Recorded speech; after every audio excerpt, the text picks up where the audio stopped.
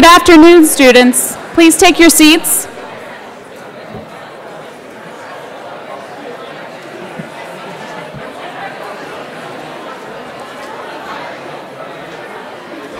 Good afternoon.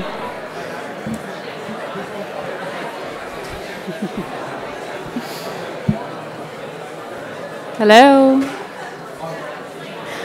All right, everybody, we're going to go ahead and get started. So good afternoon, and welcome to the first session of the CMSRU Student Development Series. My name is Dr. Erin Pukenis. I'm the Assistant Dean for Student Affairs, and I'm pleased to be here with Dr. Jocelyn Mitchell-Williams, who's the Associate Dean for Diversity and Community Affairs, to present to you our topic and our speaker for today. Our Student Development Series is designed to present you with timely and relevant areas for discussion that will enhance your growth and development as future physicians.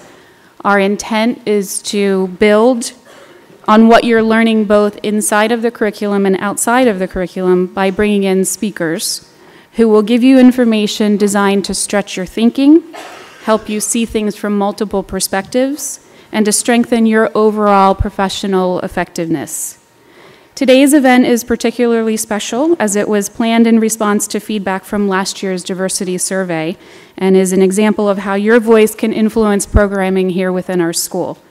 The Office of Student Affairs and the Office of Diversity and Community Affairs are proud to partner in this event in bringing you today's speaker, who Dr. Mitchell-Williams will now introduce. Thank you, Dr. Pukenis. And I would, first, I'd like to really acknowledge the students that serve on the Diversity Council. So I would just like them to stand, if you could. If you guys can, I see several of you here. If you could please stand.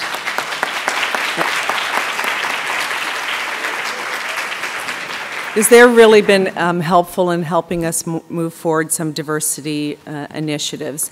And as your email that got sent out indicated, this session will count as one of your hours for your service learning requirements for diversity. So it is my pleasure to introduce our speaker today. Mr. Gardy Gouteau has been here at CMSRU in the past.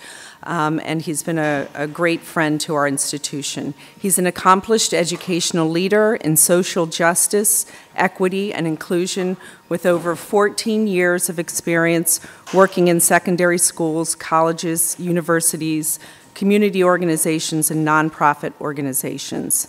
He is trained in social diversity, social equity awareness, and intergroup dialogue facilitation.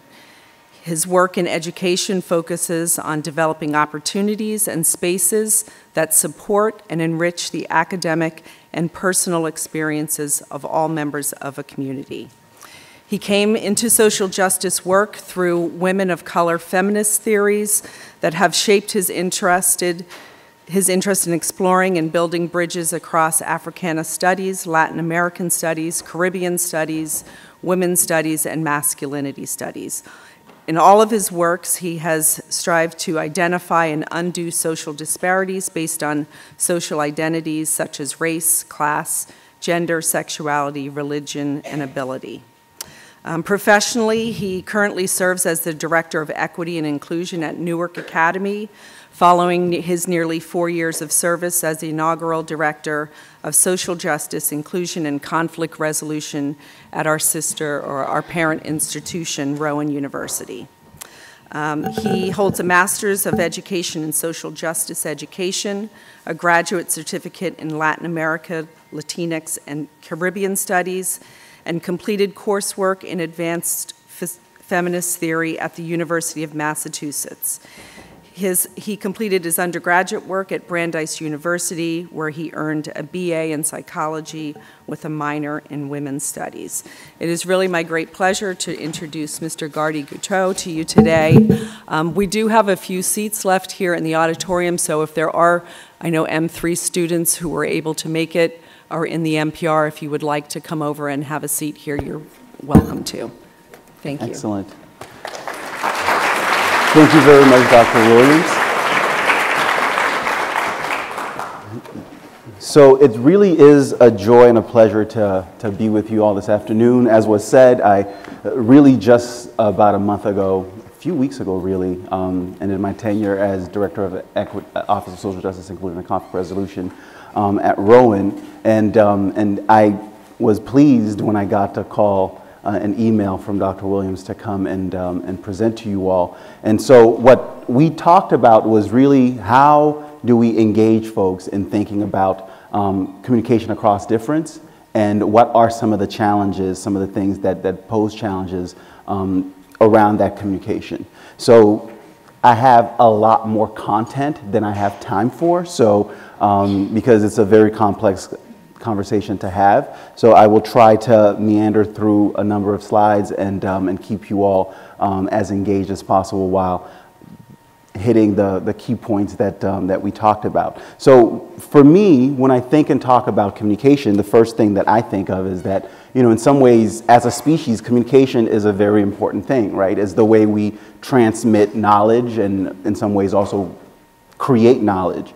And the issue, though, is that too often in our communication with one another, there are some misunderstandings that happen. And those misunderstandings come from sometimes just personal differences, but the reality is beyond those personal differences, there are oftentimes differences based on social groups that we belong to, right? And so the simple fact of communication is that we as people are always trying to get our point across and be understood with the hope that what we are transmitting is actually being received as we transmitted it.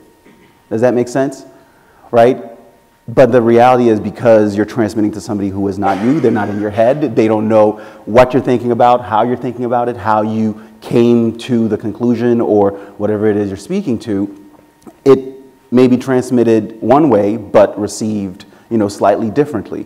So one of the things that I wanted to kind of start with is offer you all this idea that we call interpersonal communication as a model that has 5 stages. Very often, what happens in our communication is that we stay above the water, right? So Richard Francisco, who, you know, really pulled together this model, talked about the fact that at the very, very tip top of this iceberg is the ritualistic ways that we communicate with one another. So that's what you probably did when you sat down next to somebody who you didn't know, hopefully you did, by just saying hello and they said hello back, right? So the ways that we as human beings recognize one another as other sentient beings to be recognized, right? So the rituals that we, you know, perform around that are pretty simple.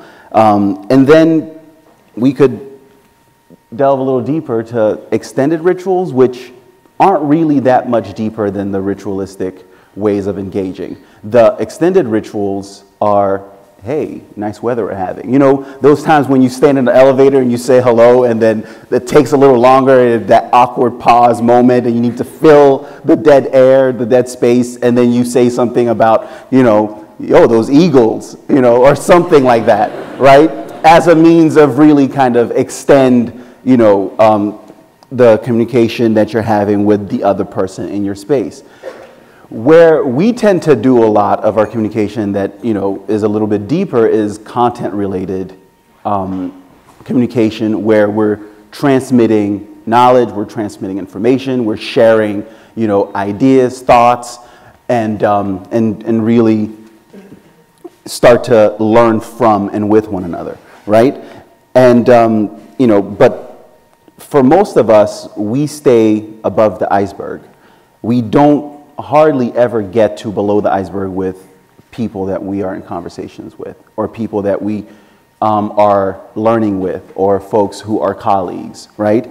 The 4th level really is this idea of communication about feelings. So how do you feel about the fact that the Eagles won the Super Bowl? Do you hate the Eagles, or are you like, yay, Eagles, right? So, and all of a sudden, if you're talking to a Patriots fan, you might end up having a very interesting conversation, right? So feelings about, you know, content cuts a little deeper. Then feelings about people. is even more difficult for us as human beings to actually engage in communication with one another. And so because of that, what we tend to do is we really just stay above the surface. And to complicate all of this are these things, right? We live now in an age where every one of us has a device and every one of us is distracted in one way or another. Cornel West, I saw a talk by him a few years ago where he called cell phones weapons of mass distraction. Because we're constantly distracted, which then lends to the misinterpretation of the content we're trying to transmit. Now, when we talk about issues of race, class, gender, sexuality, ability, religion, we're not just oftentimes talking about content. Sometimes, most oftentimes, there's feelings tied to that. Real feelings based on how we grew up, how we identify, who we see ourselves as, or how we are perceived in the world. I talk to students sometimes and I say, hey, when was the last time you had a constructive conversation with somebody about religion? Do you remember the time, you had that conversation about sexuality over Thanksgiving with your Uncle Ted? How did that go? Right?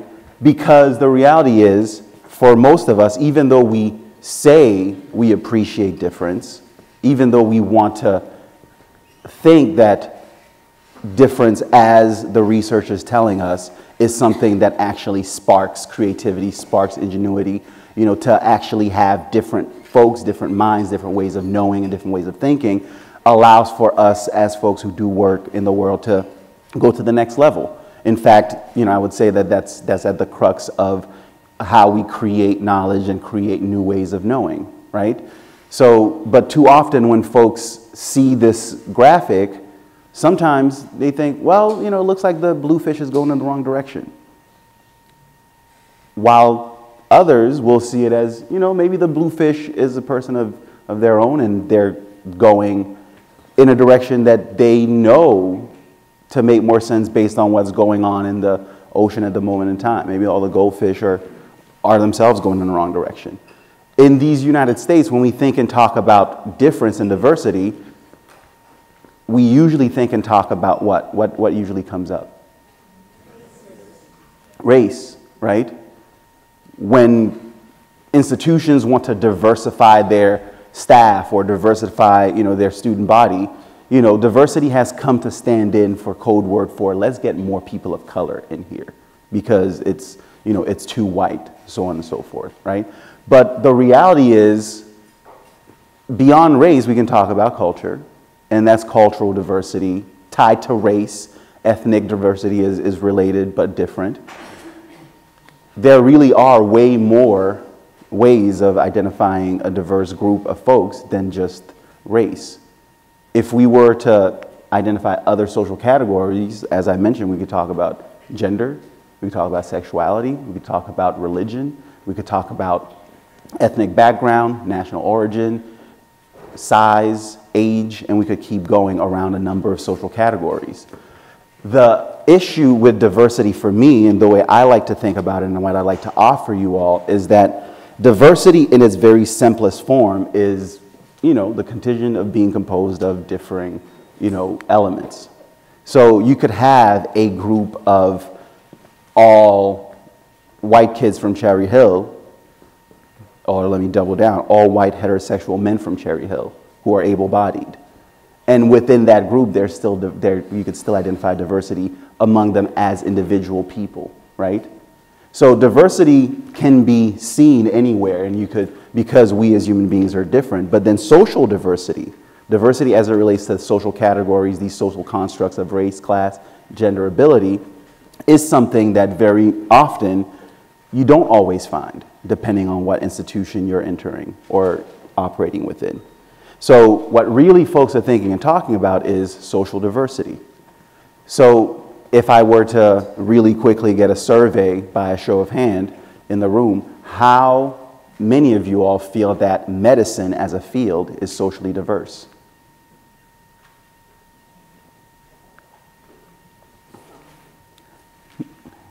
Okay.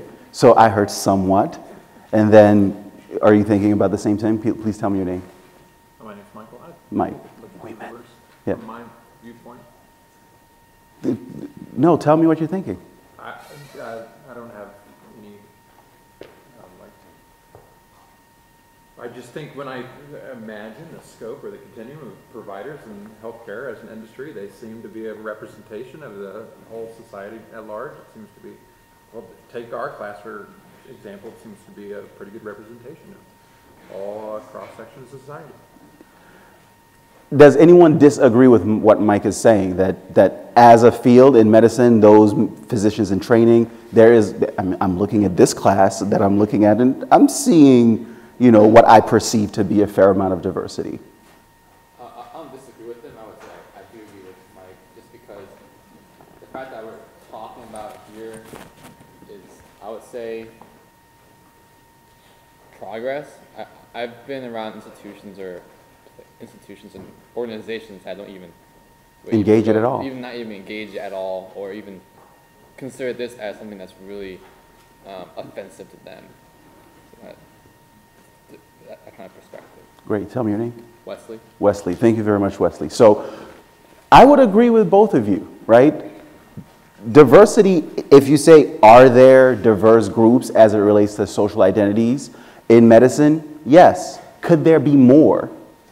I would say absolutely. Are there particular groups that are underrepresented? We can definitely think and talk about that. And then if you parse down to specific specializations, then you could get into the conversation about who, you know, goes into surgery versus, you know, being primary care physicians, right? And then you could start to look at the field may be diverse. There might be some folks who are missing. And then if we look at specializations, then it gets a little trickier to look at. So I would say you could find diversity, but diversity and social justice are two different things, right? The way I define, the way we who do this work define social justice is creating and having spaces where folks can show up as they are and be physically, emotionally, psychologically safe, find that they have access to resources in a way that's equitable, and find that they actually have access to the power brokers, those making the big decisions about what's going to happen at the institution or in the society in a way that's equitable, and have their voices count. I would say that we live in a society where that is not necessarily always the case. And we have multiple examples, you know, to speak to that. And as a result of that, medicine as a field is itself not as socially just as we'd like it to be. I added that in to make sure everyone's awake. So why social justice in medicine, right? As physicians in training, and as those working with these physicians in training, we're really wanting you to think about how do you grow up to be doctors who create practices, right, where patients can show up as they are and feel that they are in good hands. You know, the ethic of doing no harm is actually intentionally being practiced, and that they are going to be able to have a say in their care, and that if they show up as a man, a woman, a trans person, they will be able to be taken care of, right? If they show up as a person who is, you know, of color, or somebody who, you know, is heterosexual or queer, that they would be able to interface with you as a physician in a way that is constructive and productive, right? And I'm having this question up here because I really want you to think about what would doing this look like or mean for you. I really am inviting you all to think about, you know, what would it actually take for this to play a role in what you do on a daily basis. Some of the things that we talk about are these four, which are really kind of lifelong processes. You know, I myself, as was said, I've been doing this work for years and years. I'm still practicing this stuff. I'm still learning around it because we as people are very complex. We have identities that are complicated, and these identities are further complicated by who we are as individuals, right? So the first thing, though, that I'd like to invite you all to at least begin to do is to work on who you are and your self-awareness, right? Who are you as a person, and what are the social identities, social categories that, you know, you walk around with in the world that you're proud of, that make meaning of who you are, but also that you're perceived by regularly and how those perceptions impact you. And then the step further would be, what would this then look like as it relates to actually, working with patients in the field, in clinics, right? So a few years ago, this documentary is a little older.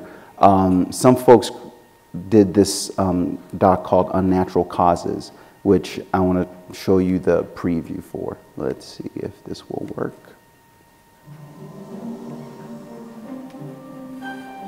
There's one view of us as biological creatures, that we are determined by our genes, that what we see in our biology is somehow innately us because of who we were born to be. What that misses is that we grow up and develop. We grow up as children, we grow up as adults and continue. We interact constantly with the world in which we are engaged. That's the way in which our biology actually happens. We carry our history in our bodies. How could we not?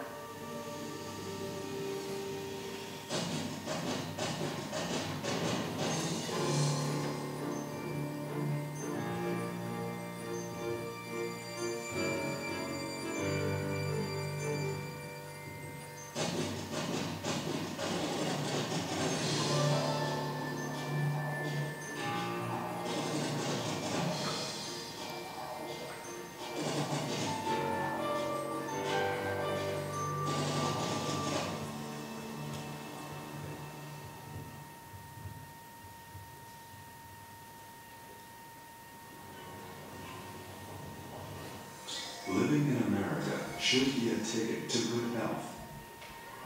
We have the highest gross national product in the world. I'm very happy to finally have some of my cars in one location, some of them. We spend $2 trillion per year on medical care. That's nearly half of all the health dollars spent in the world.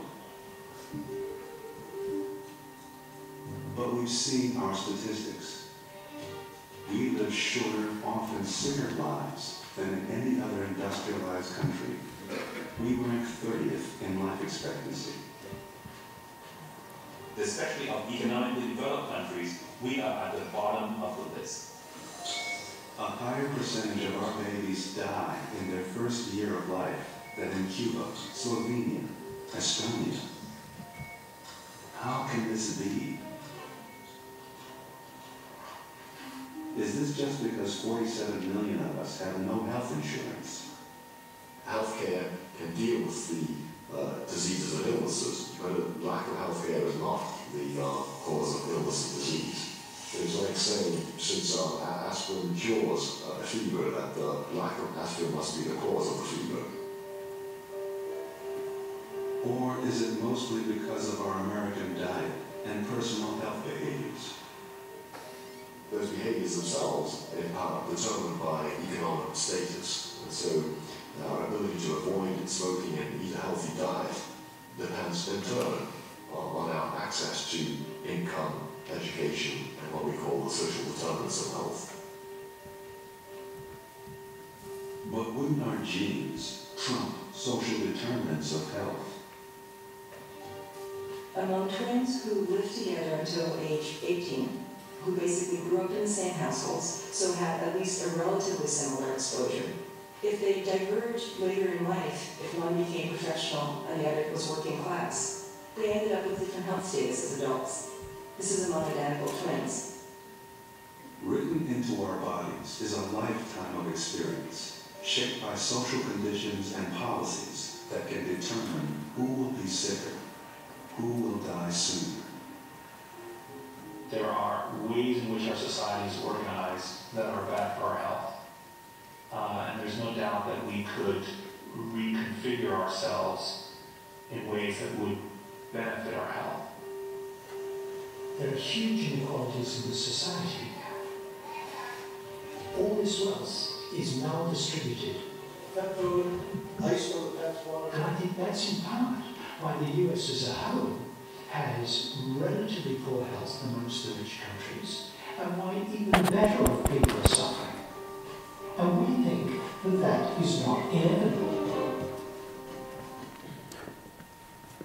So one of the things that, that I thought necessary and important to speak to as it relates to this is, you know, everything that was spoken to in this short clip, to me, dwindles down to the issue of social determinants of health and the issues that bring about some of the inequities that might impact those social determinants of health, right? So whether we're talking about neighborhood, you know, and the built environment, health and healthcare, social and community context, whether we're talking about access to education or your economic stability, these pieces have been found to impact the health of individuals and communities, right? So one of the things that when I was looking at this clip again in preparation of this, was this idea of, well, what about behaviors? You know, if we could teach folks, right, to engage in better behaviors, you know, at least, you know, we could kind of do an end run around these social determinants of health. But according to a paper published in 2015, one of the things that they're seeing is that using simply an individualistic approach to this doesn't always work. Rather, a sociological approach, you know, expands how we look at it, how we think about it, and then you start to see that the social inequities that exist among different social groups ends up being something that we have to look at and that we have to think about. So as folks who are physicians in training, how do you do this? How do you hold the fact that the social categories that we're talking about, whether they're race, class, gender, ability, all these things, were constructed with inequities embedded within them? That is to say, the idea of race, for example, in of itself, which is one of the newer social constructs we have in human society, was constructed and developed as a means of identifying one group that could and should be, you know, at the center of axes of power and privilege, and other groups that would be marginalized and could be oppressed. You think about, you know, race is an easy thing for folks to talk about, but likewise even in terms of gender and the gender binary we have around men and women, and how, you know, historically in our society, the ways that women were disadvantaged and women were oppressed and women were relegated to a second class or, you know, tertiary status, right? So if we hold this, if we think about these pieces, we can then start to look at all of these different social categories and how different folks might actually be perceived or how they might identify, how they're classified. And this is just, you know, some that we can think about.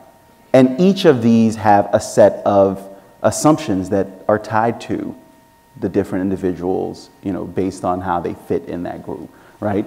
You know, pull age.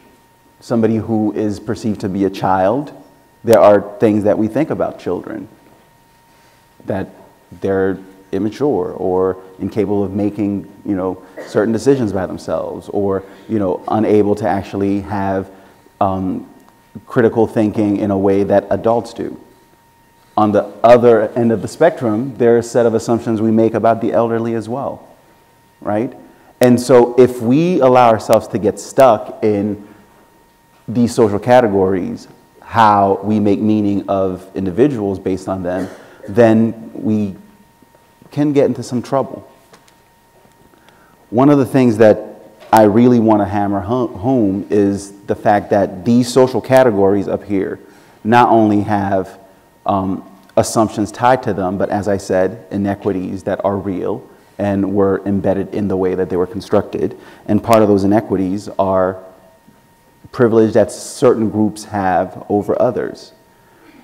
I don't know, you know, I'll assume that everyone in the space knows what I mean by privilege, so I'll share this really small clip with you.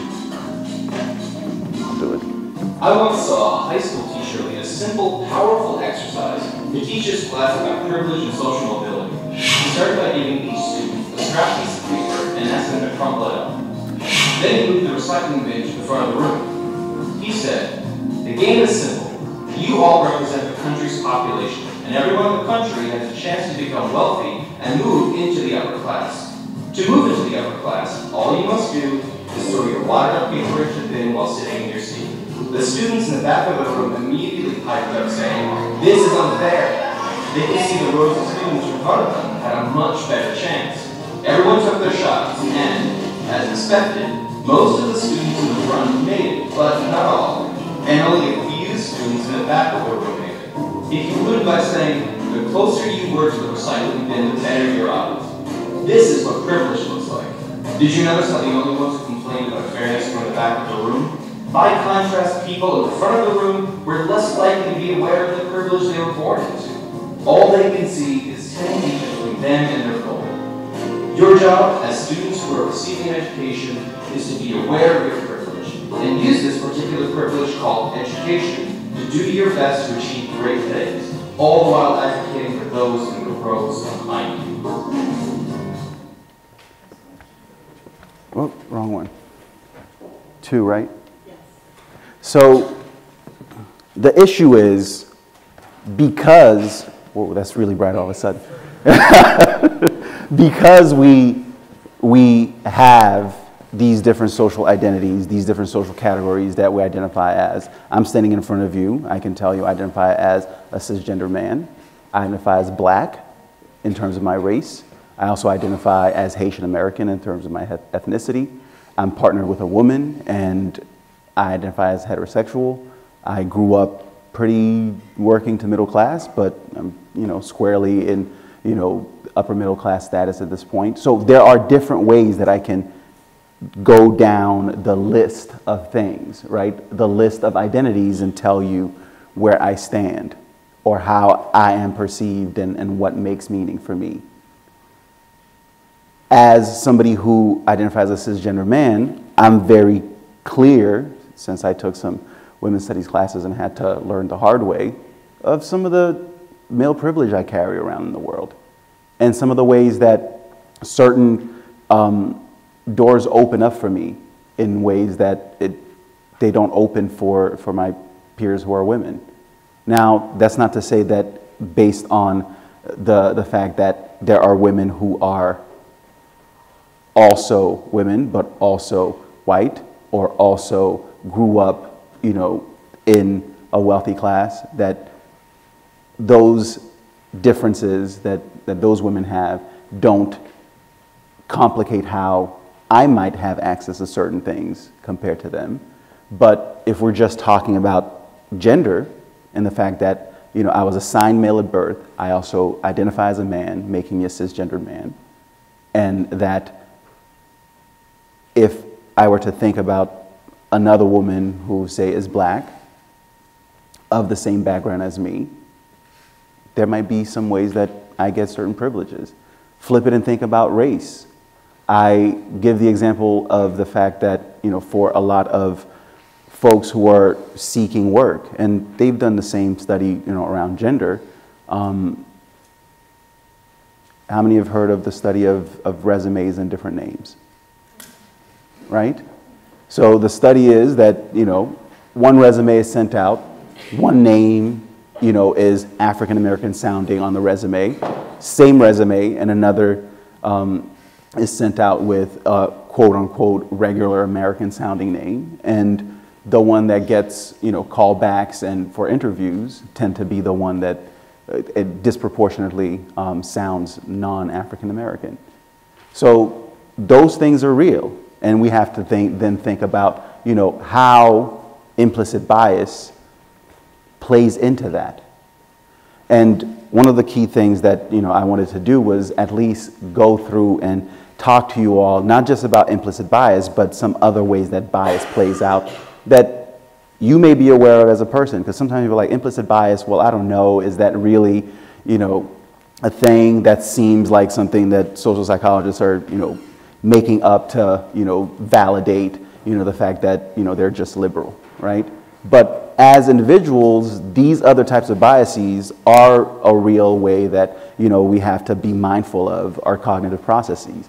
So the first one is anchoring bias, where basically you have a particular, idea that or that you've come into, come to know, and that then anchors how you make meaning or the decisions you make about a particular issue or a particular set of problems, right?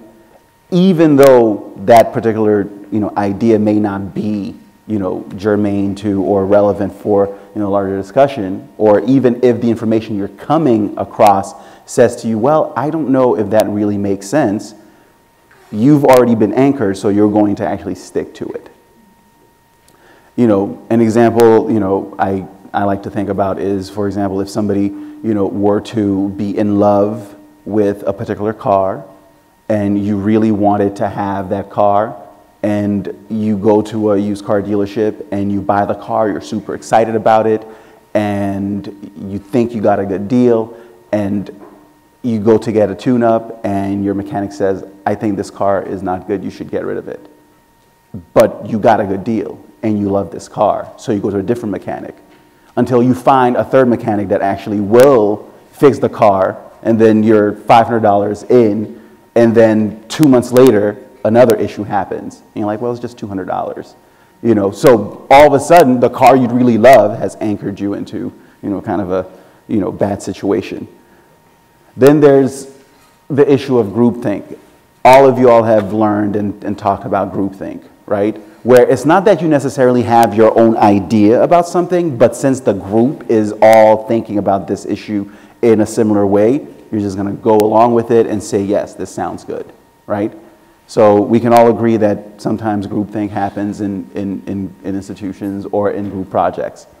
The other is the bandwagon, where that, I don't know if this makes sense, but you're going to go along with it because everybody else is doing it. And then one that never happens at a school like, Cooper Medical School, right? The issue of folks actually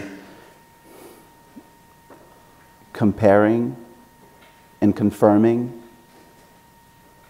what they know to what you know. And it's like, what I know is what's right, and anything beyond that is not going to work, because I'm the one who knows what is right.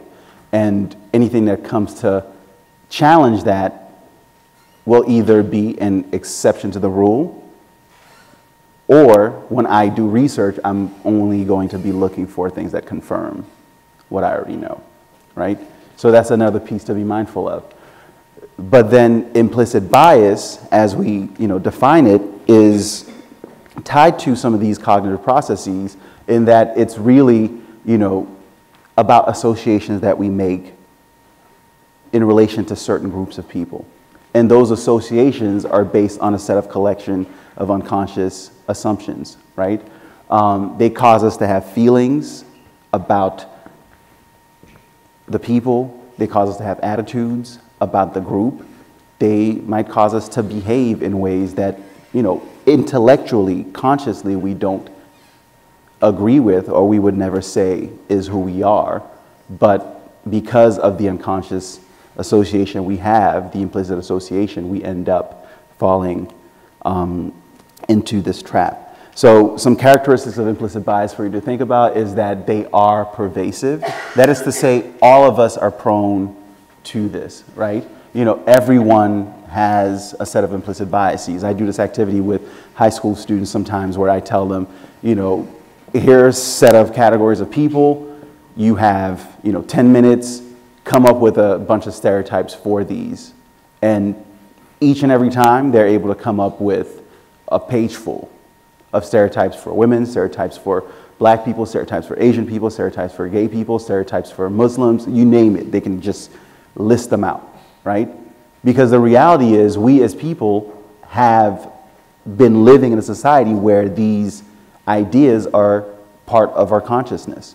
And because we can list the stereotypes tied to different groups of people, then we are all prone to actually committing, the fault of having some biases, whether we're aware of them or not. How many have been in a situation where you're driving, behind someone, and they're either going really slow, and then you think, because I know I did it a couple of weeks ago, where I'm like, man, this must be some really, really slow old lady, right? And you're like veering off, you're like, why are they going so slowly? And then I pass and I'm like, oh wait, it's someone like my daughter who just got their driver's license, being super careful. So the assumptions we make are real and they're pervasive. The other thing is that they are related to, but distinct from mental constructs. That is to say, they're mutually and exclusively and may even reinforce one another.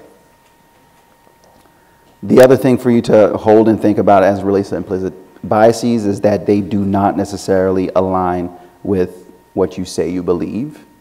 And, they favor our own in-group usually, right? So I might have fewer implicit biases around black people than white people. I still have some implicit biases about black people because I've learned the stereotypes about black folks, but I may have fewer of them about black folks than I do about white folks. And then implicit biases are malleable. That is to say, they're not placated in our consciousness in such a way that we can't undo them. So the good news is that you have them, we all have them, but we can all work on undoing them, right? And so that's what this is really about. In a 2012 study used, to actually demonstrate this point, they use identical vignettes, right, to examine how pediatricians' implicit racial attitudes affect treatment recommendation of 4 common pediatric conditions.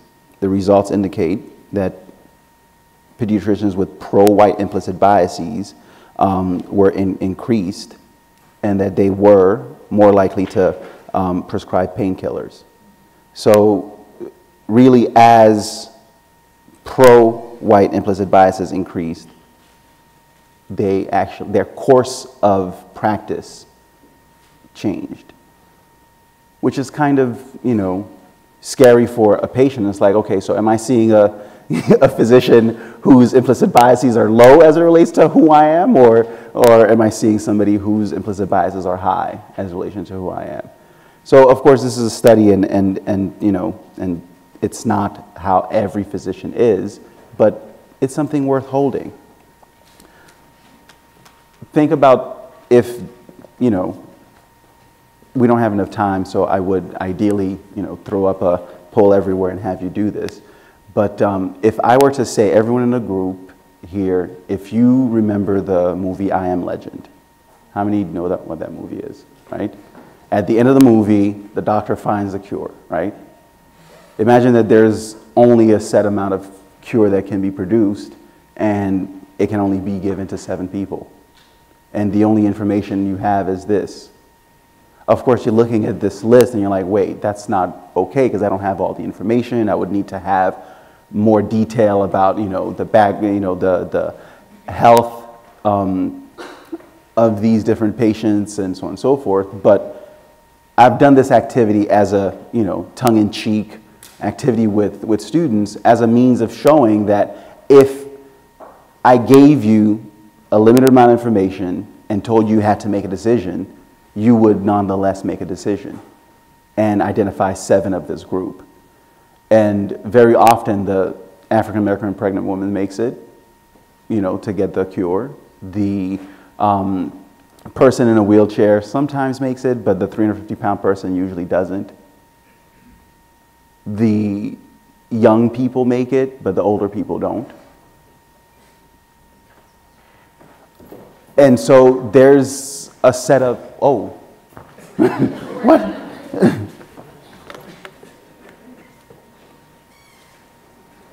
Funny, I got it.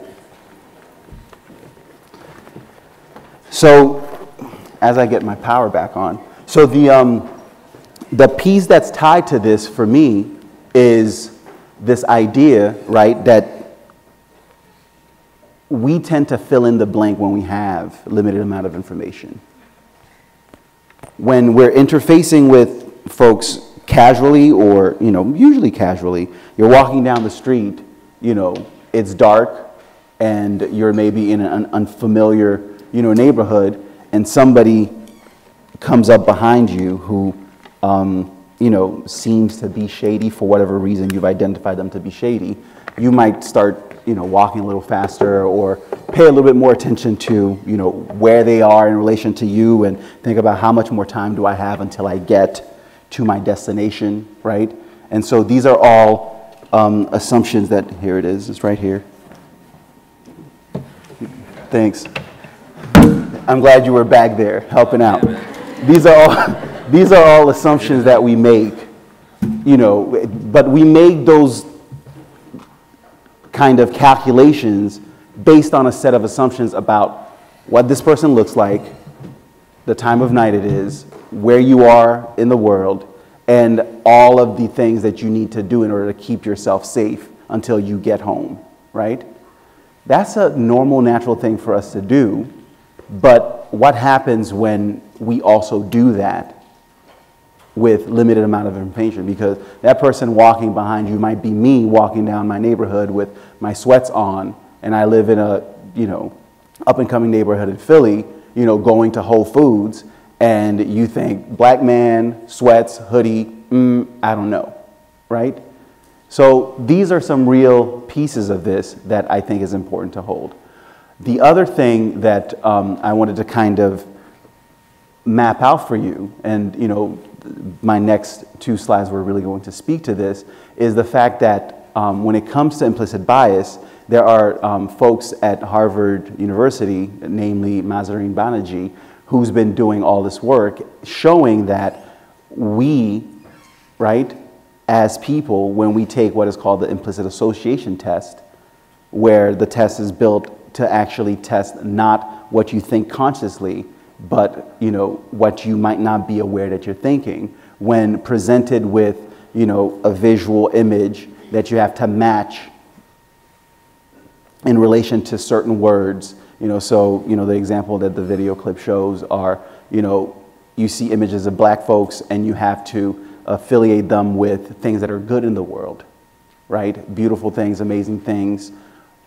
And then you see images of black folks and you have to associate them, with things that are not so great in the world, and you have to choose one versus the other. When there is that choice for most folks, for about, I think she says 85% of white Americans, it's harder for them to put black and good together.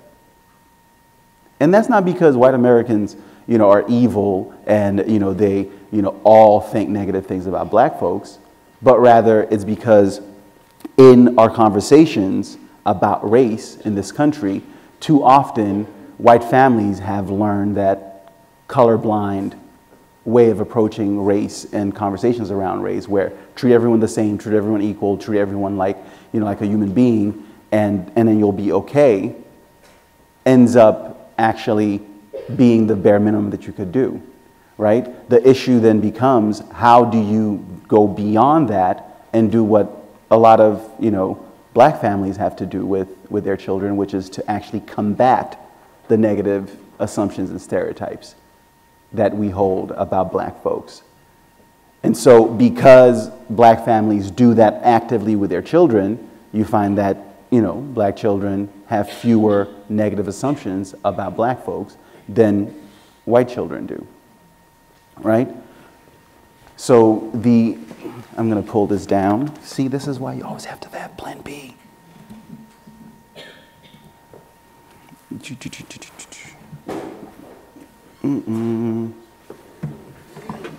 Keyboard.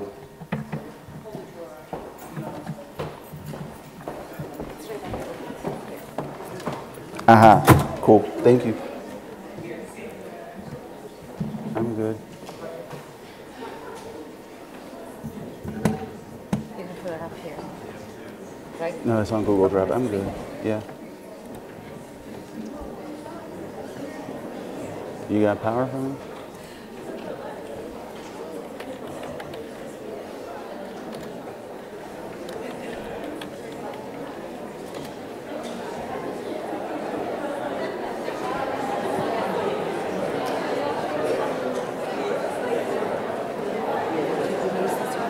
I did it on Facebook.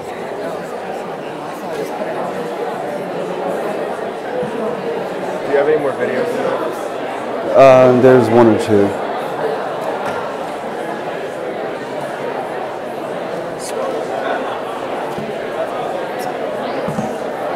Oh, this, did you plug me in?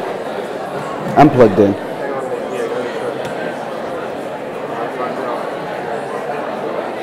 Might go back into your show right before the Mm-hmm. I'm hoping. I switched it to this. Hang on one Yeah. second. See if it comes back.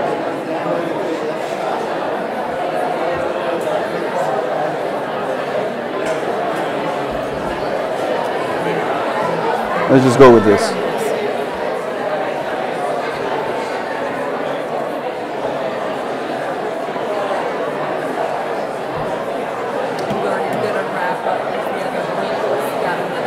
Mm-hmm. Whoops.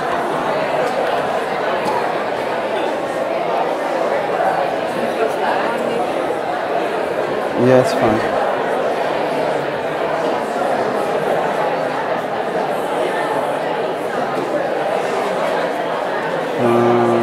Current slide. Mm-hmm. Yeah, this will work, right? All right, so give you all 2 seconds and then you're like, yeah, let's talk.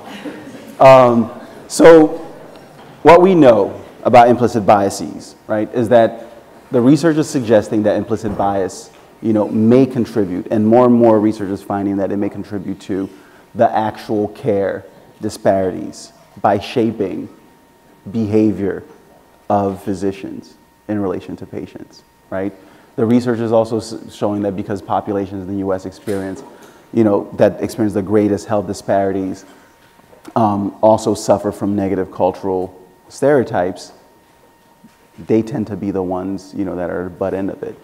An example I like to give is, for example, students who identify as trans, who show up to the doctor and need to be cared for, and the doctor is the first time they're working with a trans patient and is having multiple foot and mouth statements or asking about their gender identity when it doesn't pertain to their care, and all of a sudden that patient gets turned off by their primary care physician and then decides that, hey, you know what, I'm not going back. And then the issue that they actually came in for is left untreated. So that's just one example of how some of these things happen. And the pieces of this that I'll wrap up with, because I only have about 3 minutes, is to hold the idea, in fact, that we all have these stereotypes in our heads. We all have the ability as a result to have implicit biases about different groups of folks.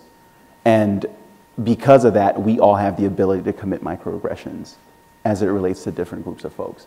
And the way we describe microaggressions are the brief, commonplace, verbal, behavioral, or environmental indignities that happen in relation to a particular group of folks, right? Too often people think that microaggressions mean small, but it really means, on the one-on-one level, right? The micro there is talking about micro, meso, macro levels of, human engagement.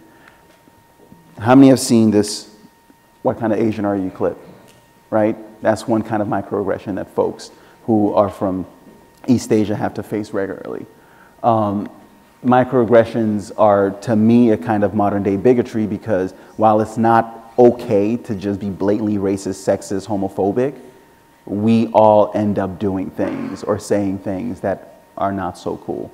So Daryl Wing Su talks about 3 specific kinds of microaggressions you all need to hold, right? So micro assaults, which are really kind of intentional things where the person who actually commits the assault intends to either put somebody in their place or intends to offend, right? By, actually saying a slur or, doing something to intimidate or hurt, right? And then there are micro insults that really are committed consciously, not really consciously rather, and usually they're more subtle. So they're the ones that people usually think about as microaggressions. And then there's the micro-invalidation piece, which has to do with invalidating the experience of the person who actually is at the butt end of it. So, just to give you some examples: slurs, avoiding people, displaying offensive images, telling or laughing at bigoted jokes, and then micro-insults. You're strong for a girl, you're smart for a girl, assuming Asian people are good at math, crossing the street and checking your pocket when you pass a black man, assuming LGBT folks are promiscuous, and micro-invalidation examples you could think of, that Asian thing about, their ancestry, denying that bigotry still exists, you know, the colorblind, oh, we're all human mentality, assuming that someone got in because of their gender or their race to fill a quota, right? So these are some of the things that, you know, that you can think about. And some effective ways of actually interrupting these that I want you to hold is that if you actually are on the butt end of this, sometimes it's really like, did this really just happen? I can't believe that this happened to me right now. So as you're determining whether or not to engage, try to understand the person, you know, as an individual, you know, if you feel comfortable engaging it in conversation, these are some of the things you can do. If you don't feel comfortable engaging the person in conversation, it's okay to walk away and maybe, you know, talk to somebody who can help you actually address that, you know, in another way. Something that I hear from medical students all the time is, what do I do if the person who committed the microaggression against me is my professor, is a clinician, is a faculty member, right? Because then that person is actually assessing you. How do you deal with that? That's why really you have, you know, folks like Dr. Williams in this space so that you can actually go and speak to, learn, and actually strategize on how to deal with it, right? Now, if you're the person who actually is being confronted, who actually committed the microaggression, you know, really recognize your own defenses, because we all want to defend our honor usually when somebody tells us something about ourselves. Press the pause button on that and just listen and try to actually understand why it is that what you did may have been problematic or hurtful. Really focus on this idea of intent versus impact, that you may not have intended to offend, but you had an impact that was offensive. And so that then if the person actually takes the time to tell you about it, then that's a great opportunity. You're actually being given the gift of learning how to be a better person. And so really take the time to actually listen to that, hold it, and go from there. And then, you know, whether you're with whichever side you're on, ask open-ended questions, clarifying questions, talk about emotions, and recognize that we all have prejudices and we all need to work on this stuff. I have like 10 more slides that I could talk to you all about, but our time is up. So, and there's a class that's going somewhere. So I can't keep talking. Thank you all so much. I hope this was instructive. Please have a good rest of the day.